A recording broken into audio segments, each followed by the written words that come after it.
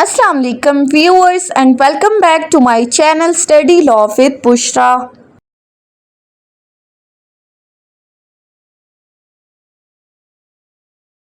So we were discussing Election Act 2017 and in today's video we are going to start from section 111. But before starting the discussion, I request you all to please subscribe to my channel and don't forget to press the bell icon for latest updates. Do share this video with your friends and don't forget to comment your feedback. So let's move towards the discussion. अपनी last video के अंदर हमने section 110 तक discuss किया था। आज की इस वीडियो में स्टार्ट करते हैं सेक्शन 111 से। सेक्शन 111 बात करता है डिपॉजिट्स की कि कागजात नामजदगी जमा कराते वक्त जो फ़ी जमा करानी है उसका क्या तरीकाकार है। So subject to subsection 2 the returning officer shall not accept a nomination paper unless.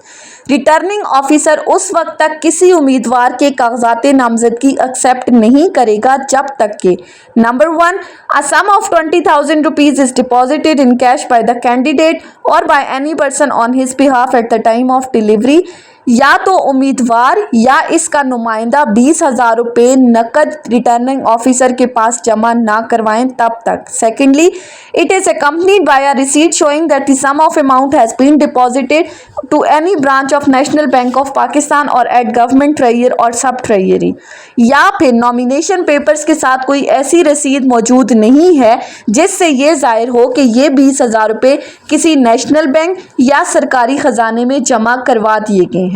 Subsection 2 not more than one deposit under subsection 1 shall be required in case of person who has been nominated as a candidate by more than one nomination paper। अगर किसी उम्मीदवार ने एक से ज़्यादा कागजात नामजदगी जमा करवाए हैं तो उसे ये 20,000 रुपये की फ़ीस सिर्फ एक ही बार सबमिट करनी है। हर कागजात नामजदगी के फॉर्म के साथ वो ये 20,000 रुपये जमा नहीं कराएगा। Third is the sum deposit shall be non refundable. जो 20,000 रुपये जमा करवाए जाएंगे वो नाकाबिले वापसी होंगे, चाहे वो इलेक्शन जीते या ना जीते, या उसके नॉमिनेशन पेपर एक्सेप्ट हों या रिजेक्ट हों। सो सिंपली सेनेट इंतखाबात में कागजात नामजदगी के फॉर्म जमा करवाते वक्त उम्मीदवार को 20,000 रुपये नकद जमा करवाने होते हैं, या अगर उसने बैंक में या सरकारी ख़जाने में जमा करवाए हैं तो उसकी एक रसीद देनी होगी। अगर एक उम्मीदवार एक से ज़्यादा कागजात नामजदगी जमा करवा रहा है तो उसने ये 20,000 रुपये एक ही बार जमा करवाने हैं। जब एक बार ये पैसे जमा करवा लिए तो फिर ये रकम वापस नहीं की जाएगी। उसके बाद है सेक्शन 112। सेक्शन 112 बात करता है स्क्रूटनी की कि इन नॉमिनेशन पेपर्स की स्क्रूटनी किस तरह से होगी।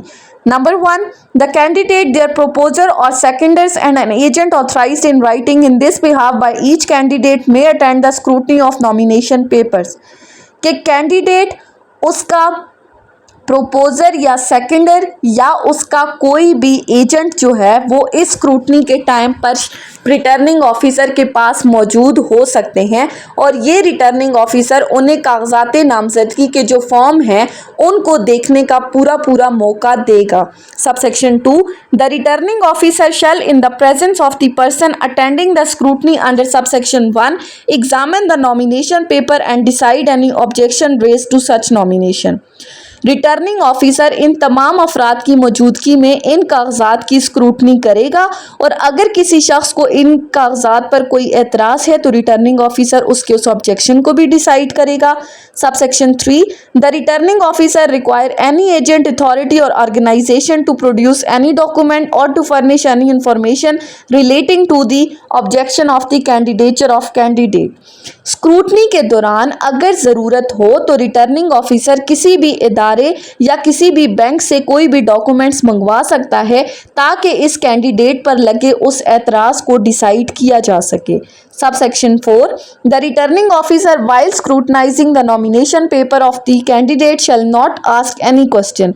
रिटर्निंग ऑफिसर स्क्रूटनी के टाइम पर कोई भी ऐसा सवाल नहीं पूछेगा जिसका उन नॉमिनेशन पेपर्स के साथ किसी भी तरह का कोई भी ताल्लुक नहीं है, या सेकेंडली जो कोई भी एतराज़ या फिर जो इंफॉर्मेशन उसने किसी इदारे से ली है उनकी बुनियाद पर कोई क्वेश्चन सामने नहीं आया तो ऐसा कोई भी क्वेश्चन वो नहीं पूछेगा। Subsection 5, the declaration submitted under clause A of subsection 2 shall be questioned by returning officer if the tangible material to the contrary is available. अब कैंडिडेट ने पहले जो हल्फिया बयान दिया था इस पर एतराज़ सिर्फ उसी वक्त किया जा सकता है जब तक कोई सॉलिड प्रूफ मौजूद हो। 6 है, the returning officer may either on its own motion और upon any objection conduct a summary inquiry as he may think fit and reject a nomination paper if he is satisfied. Returning officer अपने own पे या जिसने objection raise की है उसके कहने के बाद एक समरी इंक्वायरी कंडक्ट करने पर अगर वो मुनासिब समझे तो वो नॉमिनेशन पेपर रिजेक्ट कर सकता है। किस बेस पर? That the candidate is not qualified to be elected as a member, ये उम्मीदवार इलेक्शन लड़ने का अहल नहीं है, या सेकेंडली द प्रोपोजर और seconder is not qualified to subscribe the nomination paper, या इसका वो प्रोपोजर या सेकेंडर जो है वो अहल नहीं है। तीसरा, एनी प्रोविजन ऑफ सेक्शन 110 और section 111 has not been complied with submitted और candidate has submitted false information, या फिर सेक्शन 110 या सेक्शन 111 की किसी कंडीशन पर अमल दरामद नहीं हुआ। सेक्शन 110 में हमने नॉमिनेशन फॉर इलेक्शन पढ़ा था, 111 डिपॉजिट की बात करता है, या फिर अगर किसी उम्मीदवार ने कोई फॉल्स इंफॉर्मेशन दी है तो तब भी। And the last is the signature of proposer और seconder is not genuine, proposer या सेकेंडर के दस्तखत जो हैं वो जाली हों तो फिर वो नॉमिनेशन पेपर्स को रिजेक्ट कर सकता है रिटर्निंग ऑफिसर। प्रोवाइजो क्या कहती है? that the rejection of nomination paper shall not invalidate the nomination of candidate by any other valid nomination paper। अगर किसी उम्मीदवार ने एक से ज़्यादा कागजात नामजदगी जमा करवाए हैं तो किसी एक का रिजेक्ट होना बाकियों पर कोई भी अफेक्ट नहीं डालता, बाकी कागजात नामजदगी किस रिजेक्ट नहीं होंगे एक के रिजेक्ट होने पर। Secondly, the returning officer shall not reject a nomination paper on ground of any defect which is not of substantial nature and may allow to be correct such defect. मामूली गलतियों की बुनियाद पर किसी भी नॉमिनेशन पेपर को reject नहीं किया जाएगा बल्कि इनको फ़ौरन दुरुस्त करने की इजाज़त दी जाएगी। Third is the returning officer shall not inquire into the correctness और validity of any entry in the electoral roll. Voter list में जो भी मालूमात दर्ज की गई हैं उनकी दुरुस्तगी पर रिटर्निंग ऑफिसर कोई भी क्वेश्चन रेज नहीं कर सकता।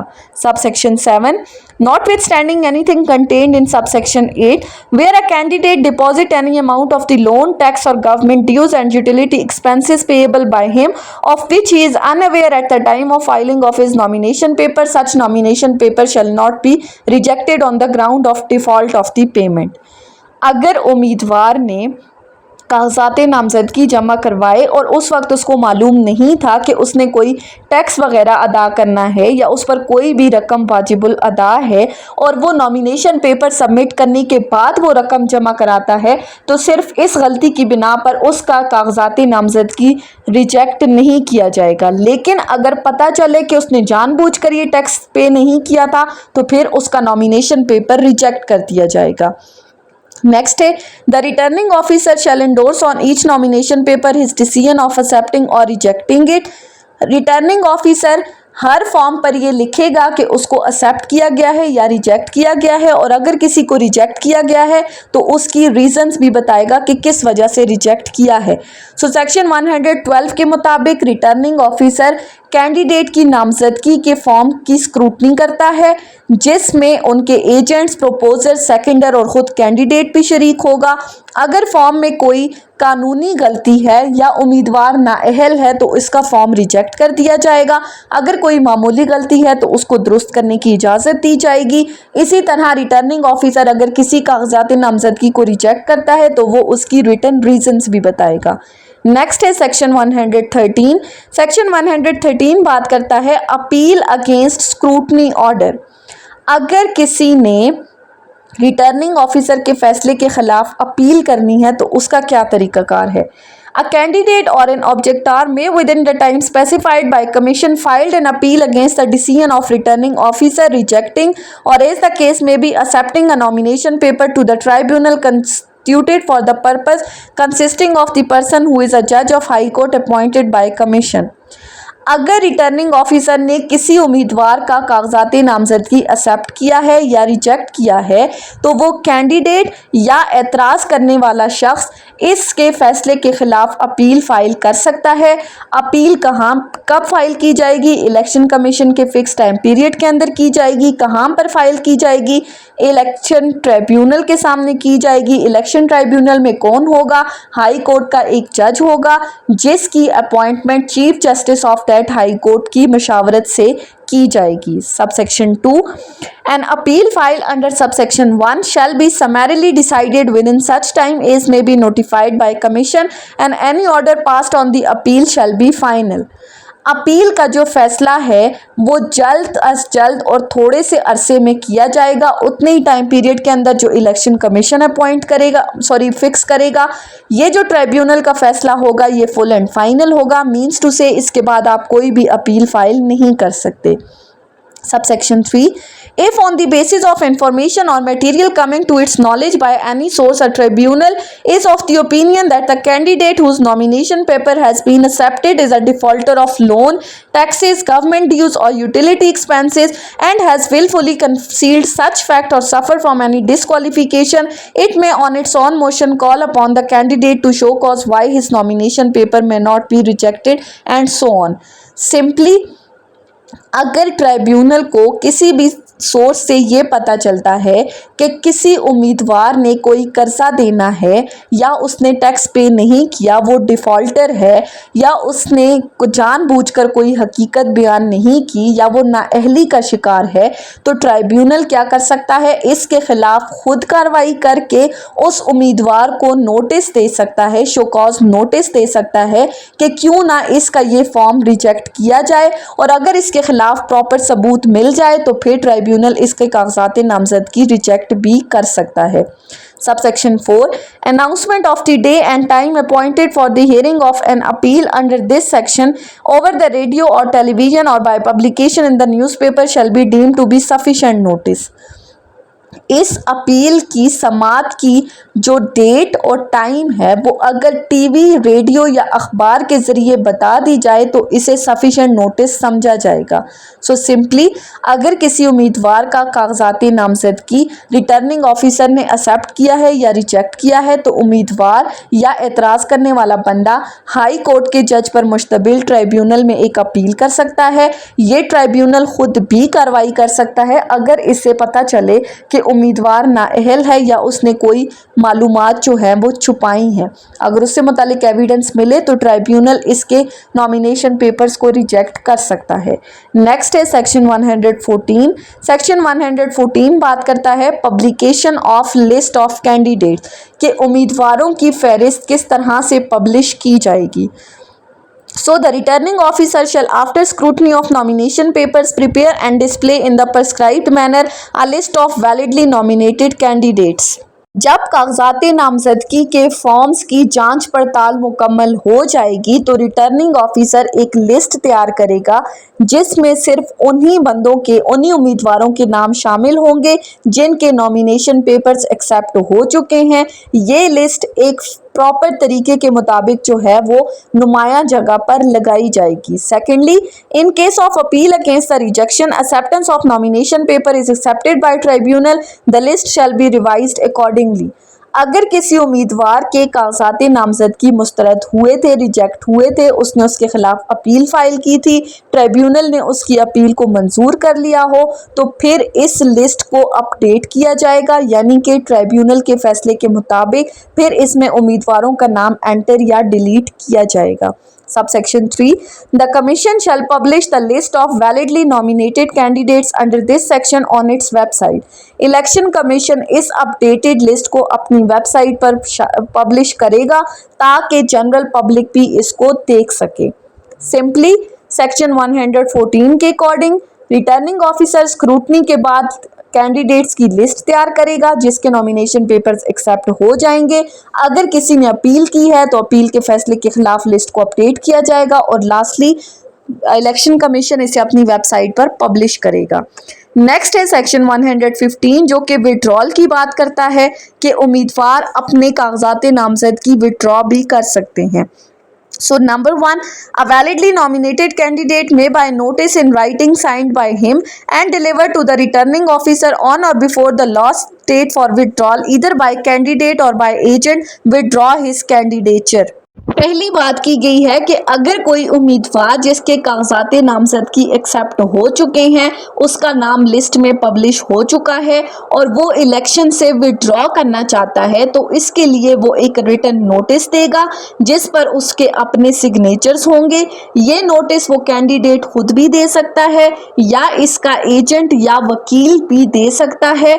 और एक्सप्लेनेशन में फिर वही बात बताई हुई है कि जो वकील इसने अपॉइंट किया है उसकी जो परमिशन इसने इसको दी है नॉमिनेशन पेपर्स को विड्रॉ करने की या सबमिट करवाने की, उसका इजाज़तनामा नोटरी पब्लिक, ओथ कमिश्नर या 17 ग्रेड के सरकारी मुलाजिम से तस्दीक शुदा होना चाहिए। उसके बाद है सबसेक्शन 2। सबसेक्शन 2 बात करता है a notice of withdrawal under subsection 1 the returning officer a notice of withdrawal under this section in no circumstances be open to recall or cancellation। अगर एक बार उम्मीदवार ने अपने कागजात नामजदगी से दस्तबरदारी कर ली है, उसने रिटर्न नोटिस दे दिया है, तो वो बाद में अपने इस फैसले को वापस नहीं ले सकता किसी भी सिचुएशन के अंदर। Subsection 3. On receiving a notice of withdrawal under subsection 1, the returning officer shall, if he is satisfied that the signature on the notice is that of candidate, cause the copy of notice to be affixed at conspicuous place in his office। अगर returning officer को ये यकीन हो जाए कि इस return notice के ऊपर जो सिग्नेचर्स हैं वो कैंडिडेट के अपने हैं, तो वो इस नोटिस की एक कॉपी अपने ऑफिस के बाहर एक नुमाया जगह पर लगाएगा। Subsection 4. The returning officer shall on the next day following the withdrawal prepare and publish in the prescribed manner list of contesting candidates and forward the copy of list to each candidate giving the public notice of the date, hour and place of the poll। फिर कहा गया है कि जब किसी उम्मीदवार ने अपने कागजात नामजदगी को विड्रॉ कर लिया तो फिर उसके बाद अगले दिन रिटर्निंग ऑफिसर मुकाबला करने वाले उम्मीदवारों की एक फहरिस्त तैयार करेगा, इसे पब्लिश करेगा। इस लिस्ट की एक कॉपी हर उम्मीदवार को दी जाएगी और साथ ही साथ वोट डालने की तारीख, वक्त और जगह का भी ऐलान किया जाएगा कि कहां पर वोट डाले जाएंगे। Next is subsection 5. The returning officer shall publish the notice list of contesting candidates and public notice of the date, hour and place of the poll on the website of the commission। Returning officer इस withdrawal का notice, इसके साथ साथ उम्मीदवारों की जो list तैयार की है कंटेस्टिंग कैंडिडेट्स की और जो पोलिंग के दिन, तारीख और जगह का ऐलान किया गया है, इन सब को इलेक्शन कमीशन की वेबसाइट पर पब्लिश करेगा। सो सिंपली सेक्शन 115 ने क्या कहा कि कोई भी उम्मीदवार कागजात नामजदगी जिसके एक्सेप्ट हो चुके हैं उसके बाद अगर वो इलेक्शन से विड्रॉ करना चाहता है तो वो कर सकता है, लेकिन इसके लिए ज़रूरी है कि वो एक रिटर्न नोटिस देगा, चाहे वो खुद दे, उसका कोई कैंडिडेट वो नोटिस जमा कराए रिटर्निंग ऑफिसर के पास। एक बार अगर उसने विड्रॉल का रिटर्न नोटिस सबमिट करवा दिया तो वो अपने फैसले को चेंज नहीं कर सकता। रिटर्निंग ऑफिसर इसके बाद विड्रॉल के बाद एक न्यू लिस्ट पब्लिश करेगा जिसमें कंटेस्टिंग कैंडिडेट्स के नाम होंगे, इसे इलेक्शन कमीशन की वेबसाइट पर पब्लिश करेगा और साथ ही साथ पोलिंग का दिन, जगह और डेट भी बताई जाएगी। सो ये थी हमारी आज की डिस्कशन सेक्शन 111 से सेक्शन 115 तक। सो आई होप कि आपको ये लेक्चर समझ में आया होगा। अगर आपने इस वीडियो को अटेंटिवली सुना है तो अगर आपको ये वीडियो अच्छी लगी है तो इस वीडियो को लाइक करें, कमेंट करें और चैनल को ज़रूर सब्सक्राइब करें। Thank you so much for watching this video. Till then, अल्लाह हाफिज़।